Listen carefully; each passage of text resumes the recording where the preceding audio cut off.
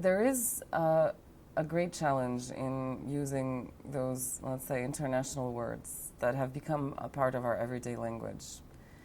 And in a sense, we have to admit that they're there and that we use them in our everyday language, that sometimes it's very, even if you use another word that you can find in a rural speech or in old dictionaries or in, very old texts, people are not going to understand it. So where do you draw the limit?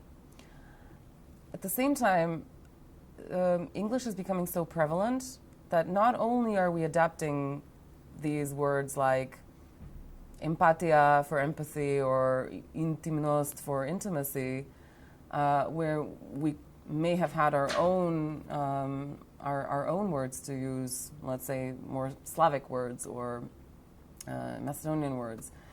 But now we are also adapting the syntax of English. English has become so prevalent that, for instance, we are now literally translating the phrase "have a nice day" or "have a nice evening," which is something that is completely unnatural for the Macedonian language, but it's there.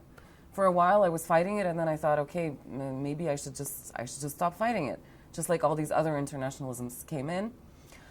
But what I think I keep telling people, I'm not a purist. I'm not against languages entering our language and adapting to the language.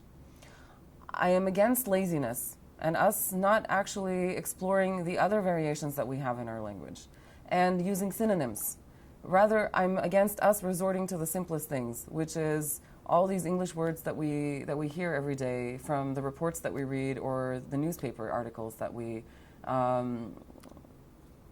see every day in the news. So I teach translation at the university, and I encourage my students to always give me at least 3 or 4 synonyms, just to make them think that, yeah, there are other words. And I'm sometimes astonished at how little we know our own language. And for me, that's always a realization, how much more there is in the language than what I am aware of.